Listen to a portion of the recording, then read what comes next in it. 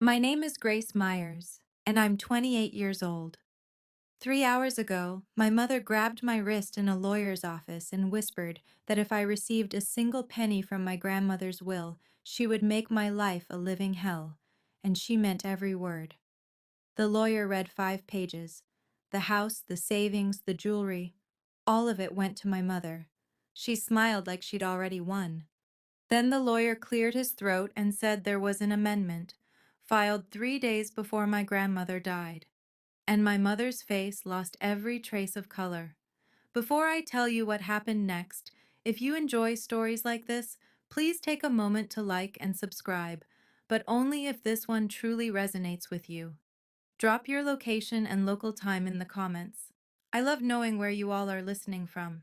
Now, let me take you back 6 months to the last time my grandmother ever called me. It's a Tuesday evening in September. I'm grading spelling tests at my kitchen table. I teach second grade at Millbrook Elementary. When my phone lights up, Grandma Elaine. I pick up before the second ring. Gracie? Her voice is thin. Not the warm, steady voice that used to call me in from the backyard. Something underneath it sounds hollow. Grandma, are you okay? I'm fine, sweetheart. Listen to me. A pause. I hear her breathing, slow and careful. I need you to remember something. No matter what happens, I've taken care of it. I set down my red pen. Taken care of what? Just remember. Promise me. I promise. But Grandma, what? Tell me about your kids, the little ones at school, the boy who draws horses on everything.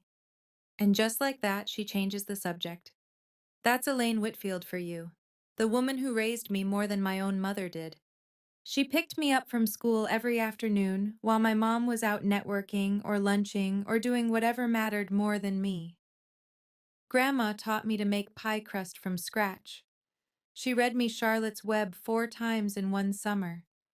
And every time my mother made me feel small, Grandma would sit me on her porch swing and say, "You have more spine than you think, Gracie." We talk for 11 minutes. She asks about my students, my apartment, whether I'm eating enough, normal things. But her voice never comes back to full strength, and she never explains what she meant. The next morning I call her back. The phone rings twice. My mother picks up. "Mom, I'm calling for Grandma." "Mom's resting. Don't call this number again." The line goes dead. Over the next week, I call 11 times. I keep a tally on a sticky note by my phone like some kind of sad scoreboard. 3 times the call goes straight to voicemail. Twice my mother picks up and hangs up without a word. And the rest just ring and ring. On day 8, I drive 40 minutes to Grandma's house on Maple Street. The porch light is off, which is wrong. Grandma keeps it on until 10 every night, always has. I knock. Nothing. I knock harder. The door finally opens, but it's not Grandma standing there. It's Rick, my stepfather. He fills the doorway with his arms crossed, still wearing his work boots inside the house, which Grandma would never allow. "Your mother said no visitors. Elaine needs rest, and not drama." "She's my grandmother, Rick. I just want to see her." "Don't make this harder than it needs to be, Grace." He closes the door. I stand on the porch listening to the lock click into place. The next day, I try Mrs. Patterson, Grandma's neighbor for 30 years. She sounds confused on the phone. "Oh, honey, Diane told us Elaine moved to a care facility up in Ridgewood." But Grandma hasn't moved anywhere. I know because when I drove to Maple Street, and I looked up at her bedroom window, and the lamp was on. The one with the yellow shade she's had since I was 6. She was in that house, 15 feet from where I stood on her own porch. That's when something shifts inside me. My mother isn't taking care of Grandma. My mother is keeping her, and she's making sure I can't get close enough to find out why. 3 months pass, 91 days. I don't see my grandmother once. Every Sunday I write her a card. Short things, how my students are doing, what the weather's like, that I made her peach cobbler recipe and burned the top. I mail them to Maple Street. I have no idea if she ever holds them in her hands. My mother calls me exactly once during those 3 months. Not to update me on Grandma's health, not to ask how I'm doing. Mom's changing her estate plan. It's what she wants. Don't make a scene. I grip the phone so tight my knuckles ache. What do you mean? You're changing it? It means it's handled. It means you should focus on your little teaching job and let the adults manage things. My little teaching job. I make 34,000 a year. I looked into hiring an elder law attorney. The retainer alone would take 3 months of rent. I have no proof of anything except a feeling in my gut and a porch door locked in my face. I'm completely powerless, and my mother knows it. Then, a Tuesday night, late November, my phone buzzes. Unknown number. Shen, a text message, 4 lines. Your grandmother is in hospice now. She asks about you every day. I'm sorry I can't say more.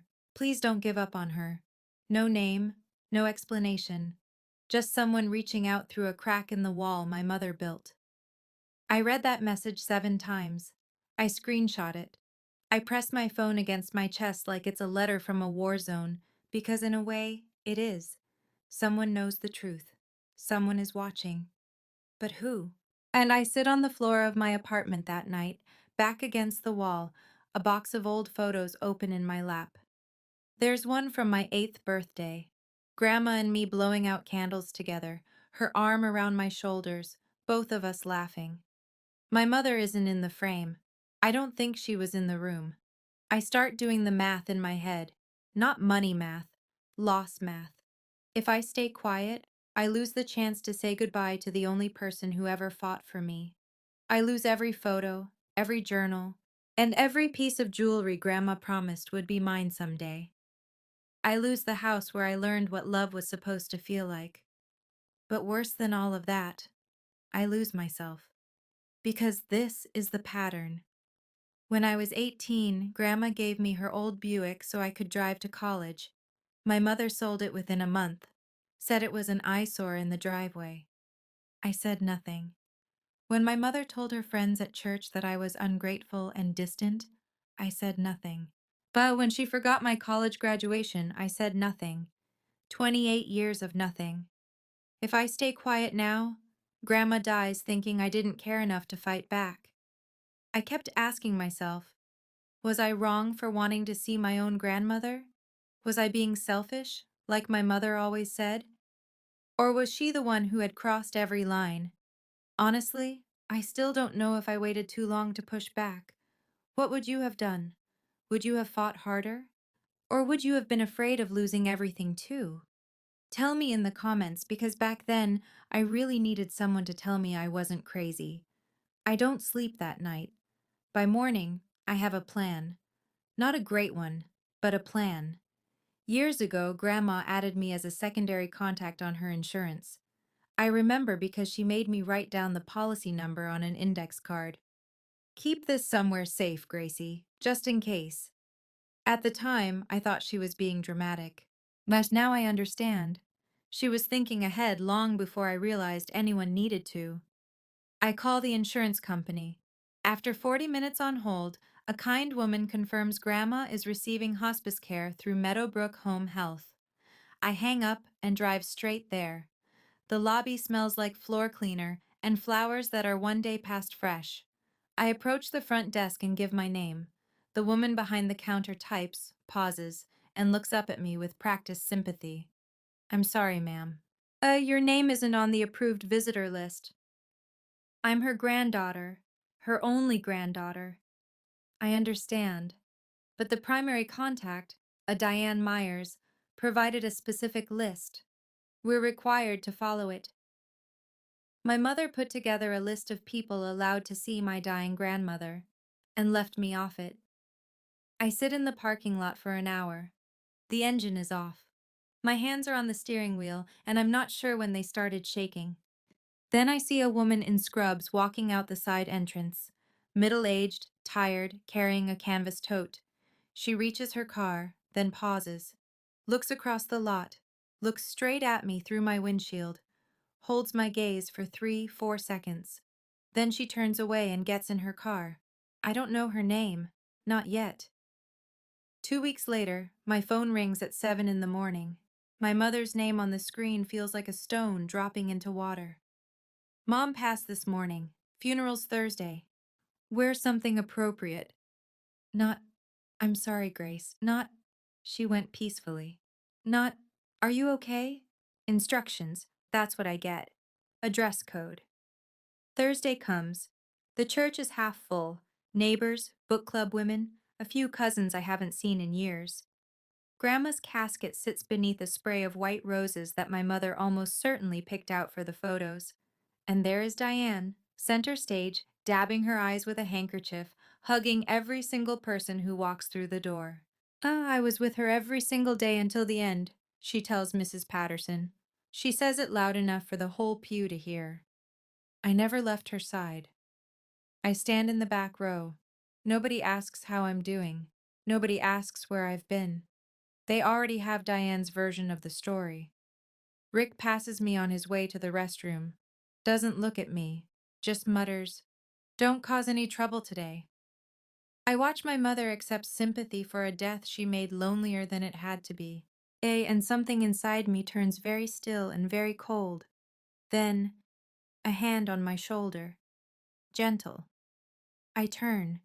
It's the woman from the parking lot. Same tired eyes. She's in a dark blouse now instead of scrubs, but I recognize her instantly. She leans close.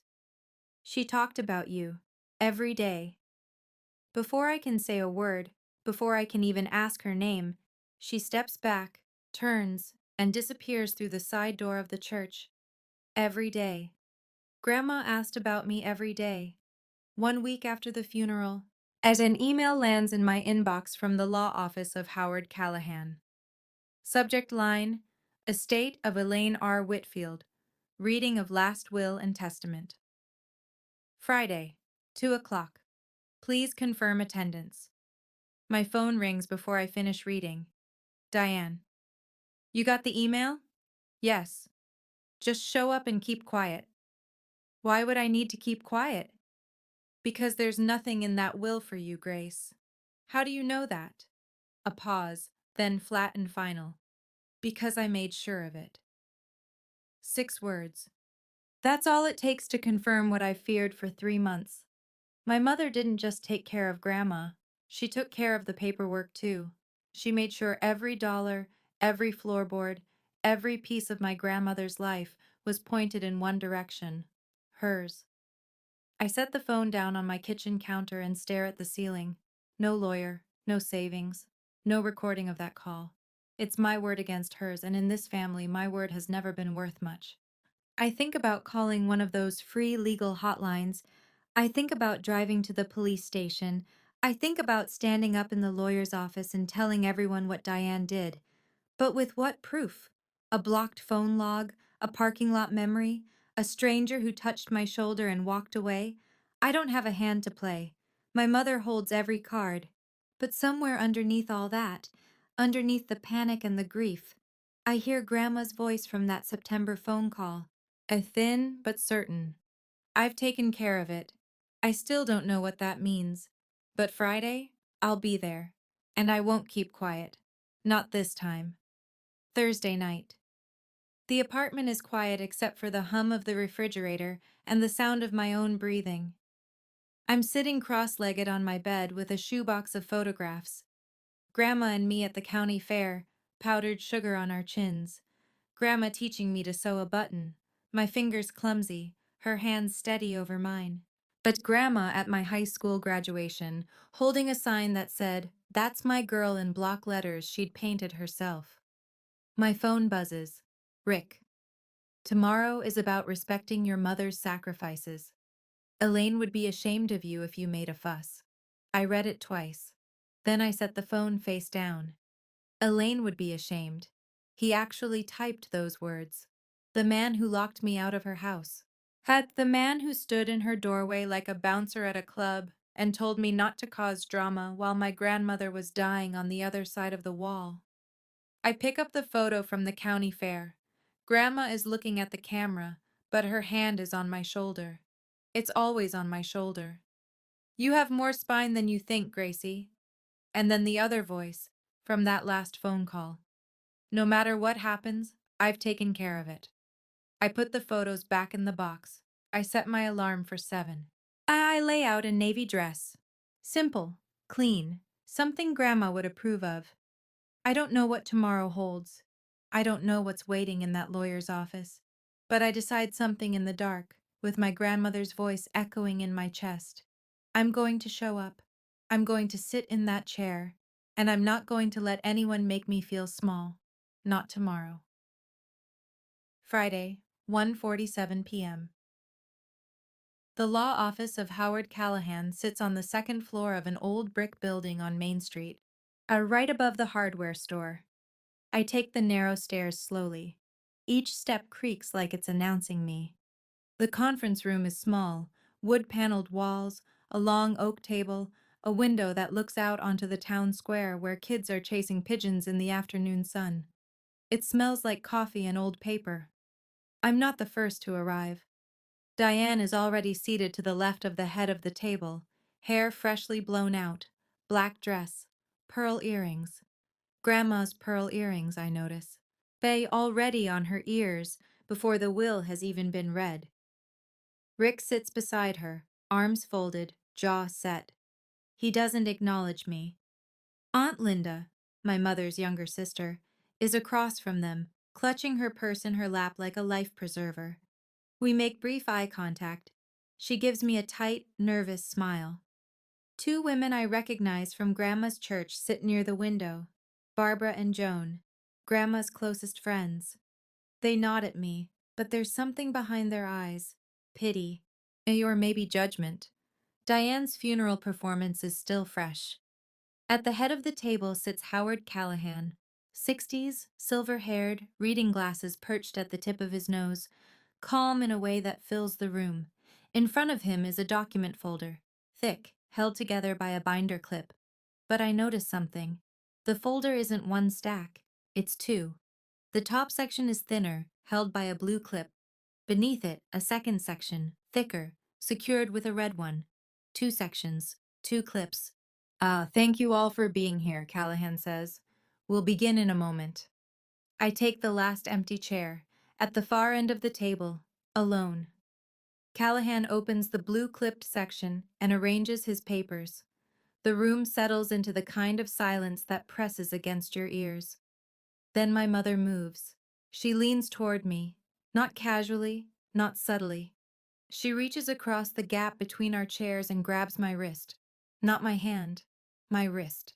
Her fingers close around it like a cuff, and I feel her nails press into the thin skin above my pulse. She pulls me close. Her perfume is sharp, gardenias and something chemical underneath. If you get a single penny, she whispers, I will make your life a living hell. Don't test me. Her eyes are steady, flat. She means it the way people mean things they've rehearsed. I don't pull my hand away. I don't flinch. I look straight at her, and for the first time in my life, I don't look down first.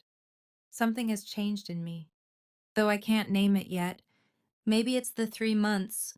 Maybe it's the funeral. Maybe it's the fact that she's wearing Grandma's earrings like a trophy before the body is cold in the ground. I say nothing, but I don't blink either. Diane releases my wrist and straightens in her chair, satisfied. I glance toward the head of the table. Callahan is watching. He doesn't say a word, but his eyes drop to where Diane's hand just was, my wrist, at the white marks from her grip already fading, and something shifts in his expression. Not surprise, something quieter, like confirmation. Then he opens the folder. In that moment, I understand something I haven't before. My mother isn't confident. She's afraid. Not of me, of what Grandma might have done. Callahan begins with the original will, dated 14 months ago. He reads slowly, clearly, the way someone reads when they know every word matters. On page 1 and 2, the family home at 412 Maple Street, left to Diane Myers. The house where I learned to walk. The house where Grandma read me stories on the porch swing. The house where I stood outside and couldn't get past the front door. Diane's. Page 3. Savings accounts totaling $890,000 accumulated over Elaine Whitfield's entire working life as a school librarian and through careful, decades-long investment. Left to Diane Myers. Diane shifts in her chair. A small, satisfied motion. Page 4. The Heirloom Jewelry Collection. Pieces passed down from Grandma's own mother, including a sapphire ring Grandma once told me would be mine on my wedding day. Left to Diane Myers. Page 5. Vehicle, furniture, books, personal effects. To be distributed at Diane's discretion. At Diane's discretion, meaning my mother decides whether I get a single photograph, a single teacup. My mother turns to me. Though she doesn't bother hiding it now. The look on her face is victory. Clean and open and almost peaceful. See, she says, barely above a whisper. She knew who was there for her. Rick reaches over and squeezes Diane's knee. A little celebration. Aunt Linda looks at me from across the table. Her lips part slightly, like she wants to say something, but she drops her gaze instead. Barbara and Joan exchange a glance. They don't look at me. I sit still. My hands are flat on the table. And inside my head I hear Grandma's voice. I've taken care of it. But right now, that sounds like a lie. Diane doesn't wait for Callahan to finish. She stands, dabs her eyes with a tissue, the same choreographed grief from the funeral. She addresses the room like she's accepting an award. I know this is emotional for everyone, but Mom always knew who was there for her. I gave up everything to take care of her. I quit my book club. I rearranged my entire schedule, but I was there every morning and every night. She pauses, turns to me. Grace couldn't even bother to visit, not once in 3 months. My mother died wondering why her own granddaughter abandoned her. The words hit me like a slap. Because they're designed to. She's using the wall she built between me and Grandma as proof that I didn't care enough to climb it. Barbara shakes her head slowly. Joan closes her eyes. Rick straightens in his chair. It's true. Miss Grace didn't show up once. I open my mouth. But what do I say? They weren't there when I called 11 times. They didn't see me standing on the porch. They didn't sit in that hospice parking lot. All they know is what Diane told them, and Diane has been telling stories about me my entire life. The room feels smaller. Every pair of eyes carries the same quiet accusation. Even Aunt Linda won't look at me now. Diane sits back down, smoothing her dress. Yeah, she reaches up and touches Grandma's pearl earrings. The gesture is almost obscene, like she's adjusting a crown. And I realize this is her masterpiece. She locked me out, then turned my absence into evidence against me. She stole 3 months from me and Grandma, and now she's using those 3 months to steal my grandmother's memory too. I have nothing left to lose. I look down at the table. My hands are trembling and I press them flat to make it stop, but it doesn't stop. Maybe she's right. The thought comes uninvited, but it comes hard. Maybe I should have tried harder, driven there every day, called the police, done something besides write cards that probably ended up in the trash. Maybe I didn't deserve anything from Grandma because I didn't do enough to deserve her. I'm one breath away from standing up and walking out. Then I look up. Callahan hasn't moved. He hasn't closed his folder. He hasn't stood. He's sitting at the head of the table with his hands folded over the documents, and the second section, the one under the red clip, is still untouched. He's waiting. He let Diane speak. He let her finish. He let the whole room absorb her version. And now he's sitting there with something still in front of him.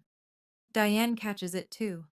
She looks at the folder and her eyebrows pinch together. A flicker, barely visible, but I see it.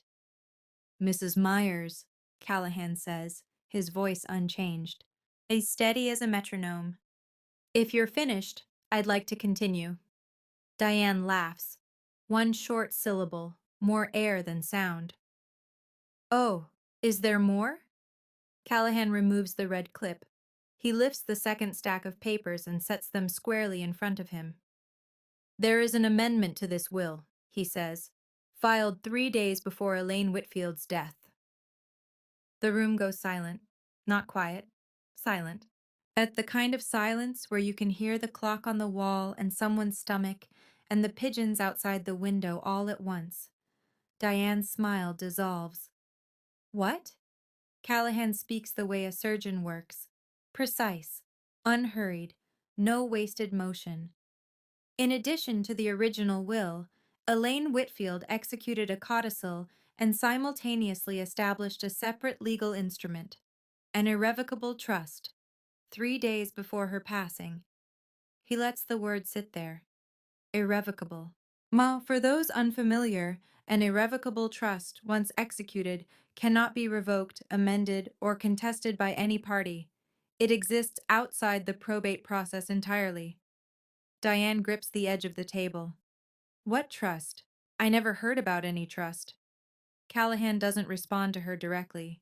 He reads, "The trust designates the following assets to be held for the sole benefit of Grace Elaine Myers." He pauses just long enough for the room to feel the weight of my middle name. Grandma gave me that.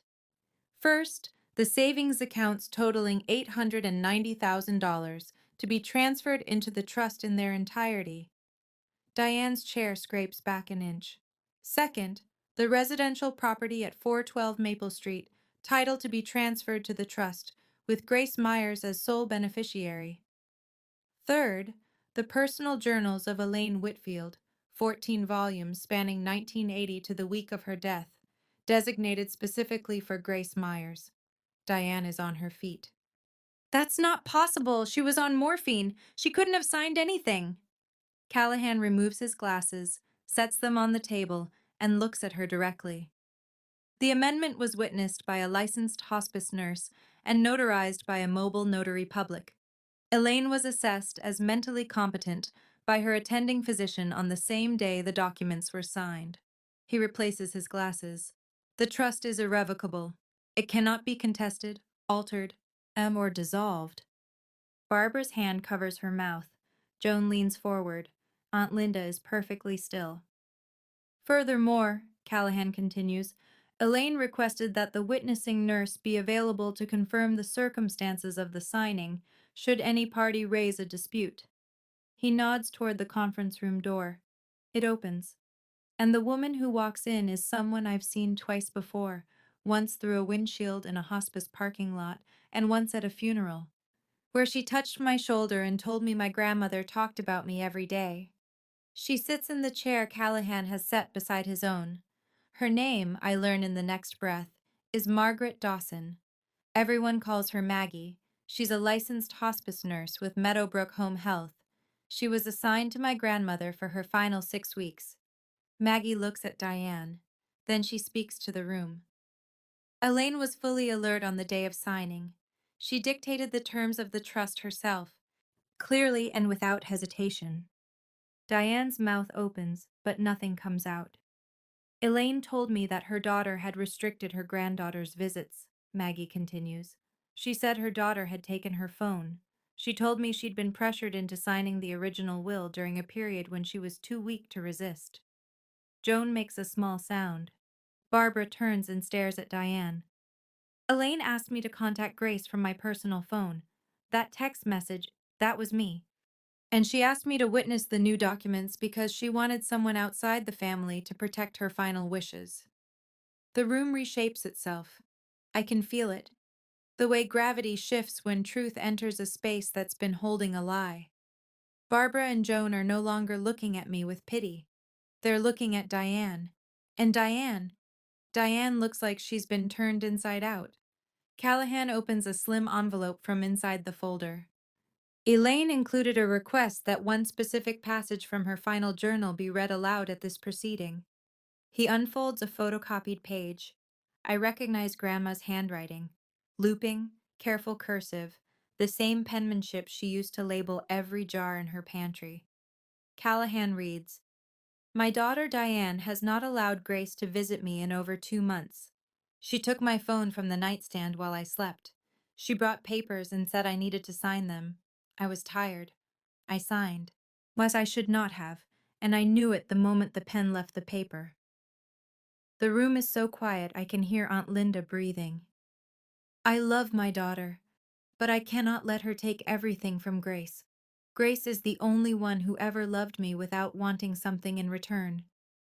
Diane sits down hard. She was confused. She didn't know what she was writing. Callahan doesn't look up. He keeps reading. I cannot say goodbye to Gracie in person. Diane won't allow it. So I am saying goodbye this way. And everything I have, I leave to her. Not because Diane doesn't deserve love, but because Diane chose money over family, and Grace never did. Aunt Linda's hand is pressed over her mouth. Barbara is crying.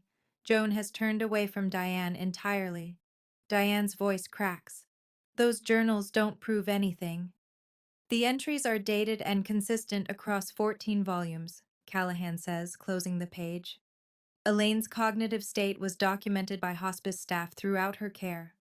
I'm crying.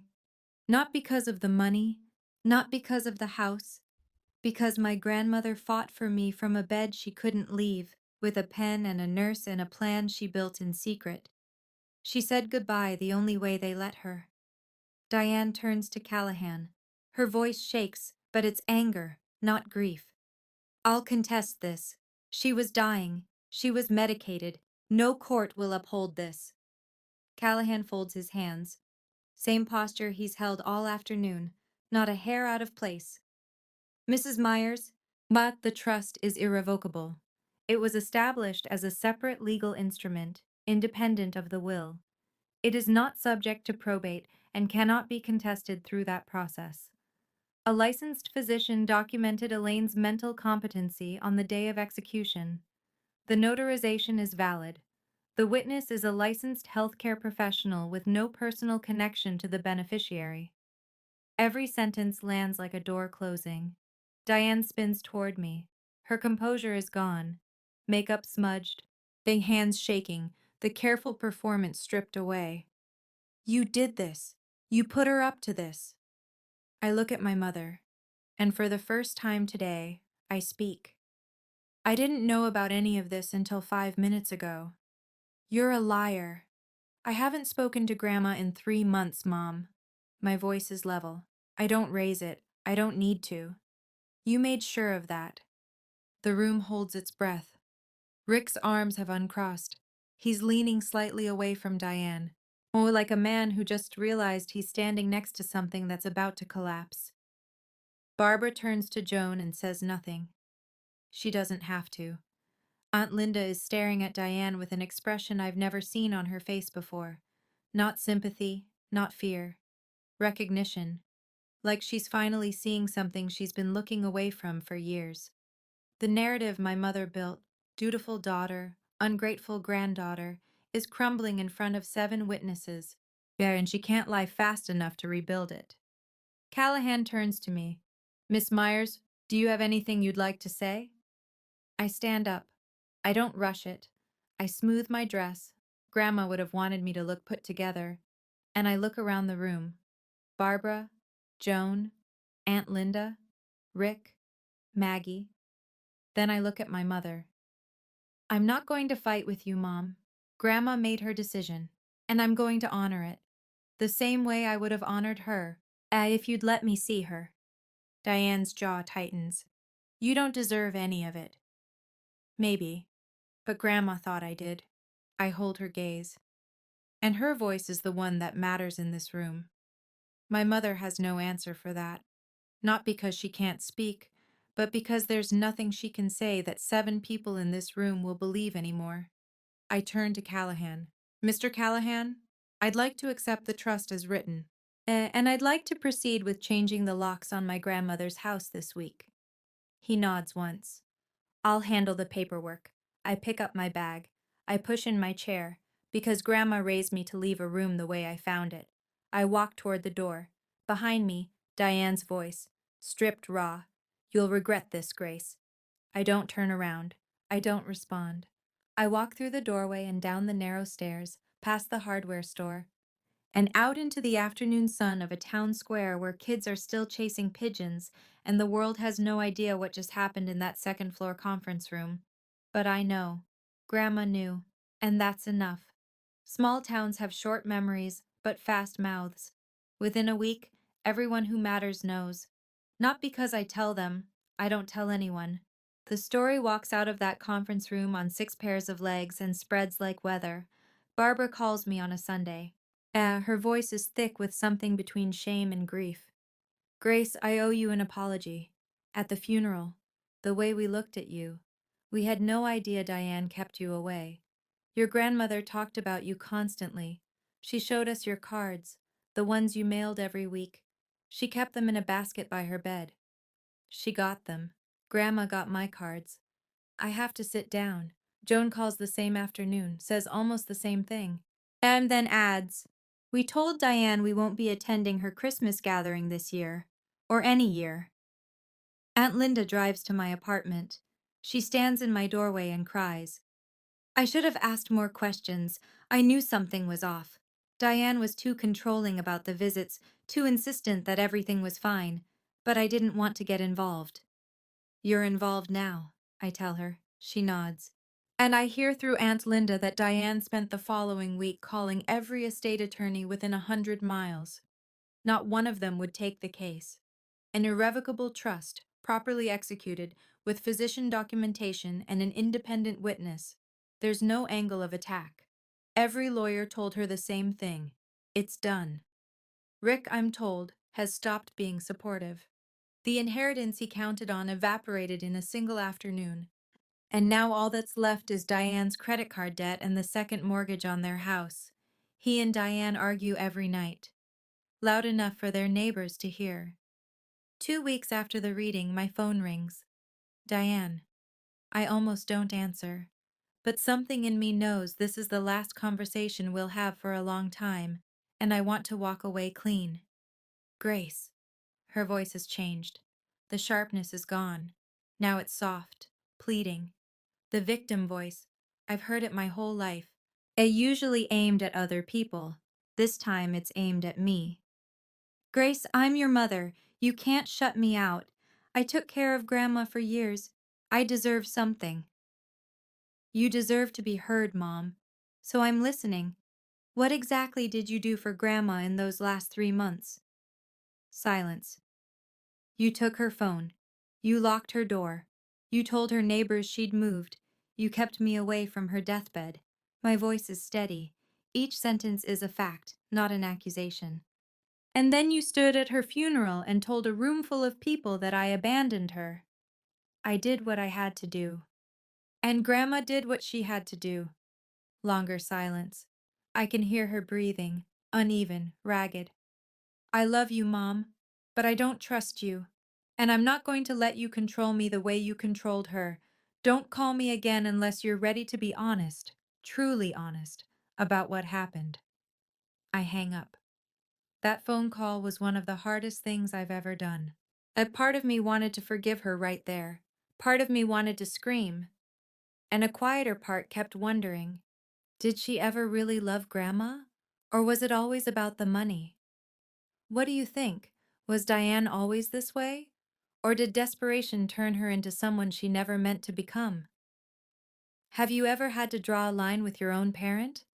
Tell me in the comments. Without Grandma's money, reality catches up to Diane fast.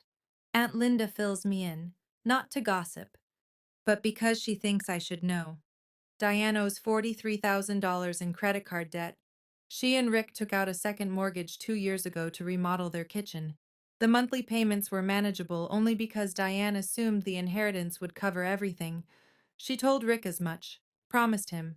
He built a budget around money that wasn't his. Now there is no inheritance. And Rick is the kind of man who keeps score. Their arguments aren't private anymore. Ma, the neighbors on both sides have heard the shouting. Rick sleeps in the guest room. Aunt Linda says he's already talked to an attorney, not an estate attorney, a divorce attorney. Diane tries to rebuild her reputation at church. She tells the congregation a version of the story where she's the wronged mother and I'm the scheming grandchild. But Barbara and Joan got there first. They told the truth quietly, to the people who mattered. Yet the pastor pulls Diane aside after service for a private conversation. She doesn't return the following Sunday. A week later, I get an email. Long, 5 paragraphs.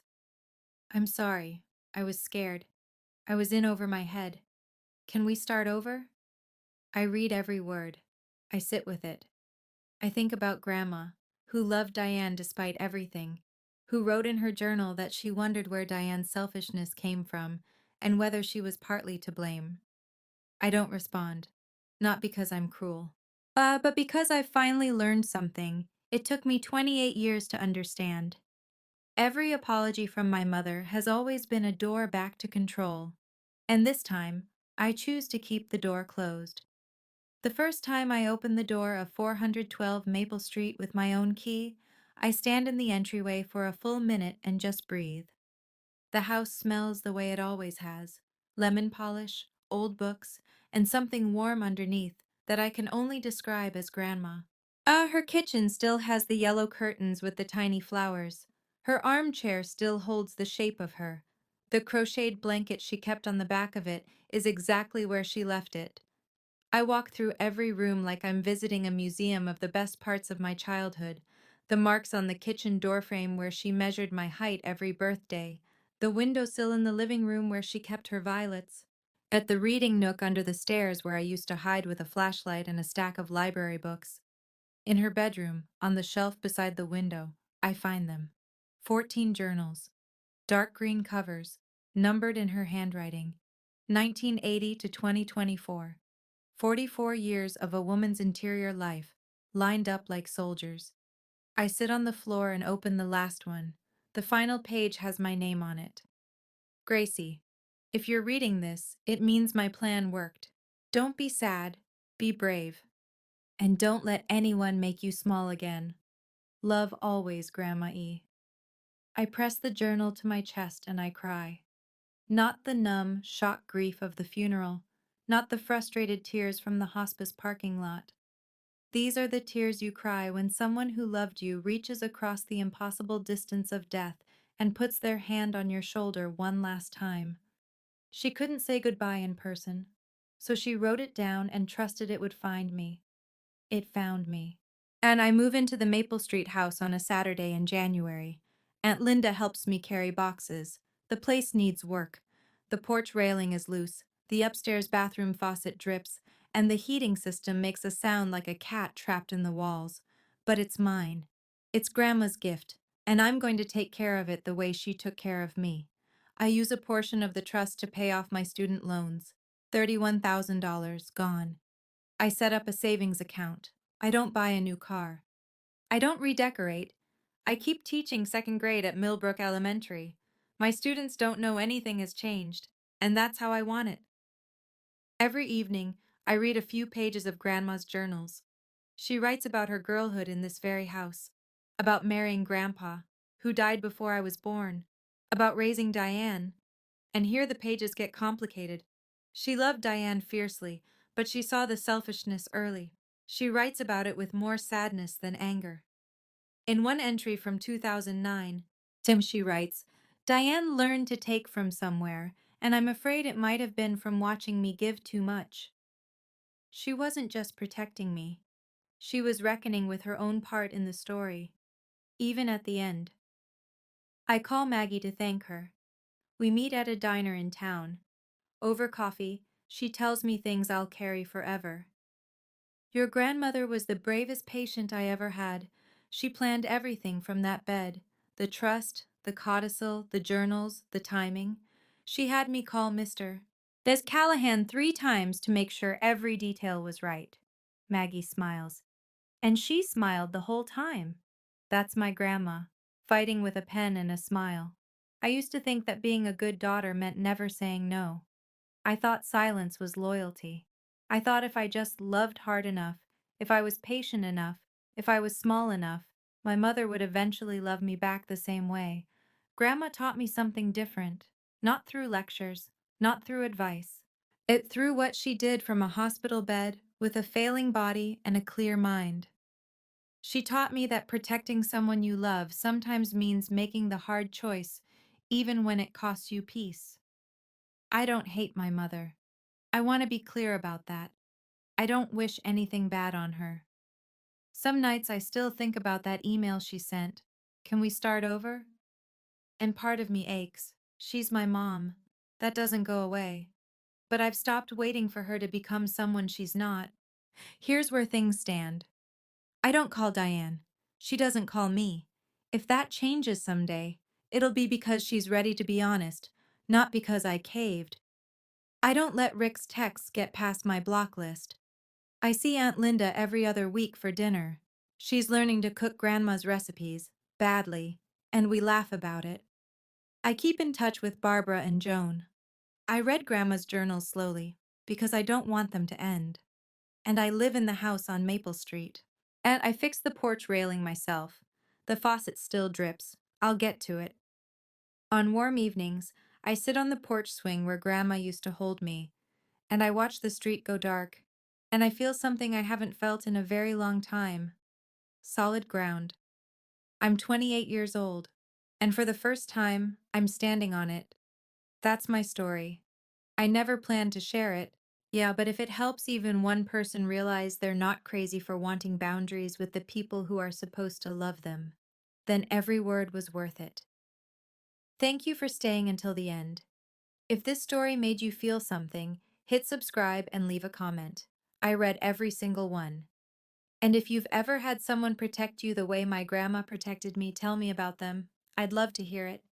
There's another story linked in the description that I think you'll really connect with. Check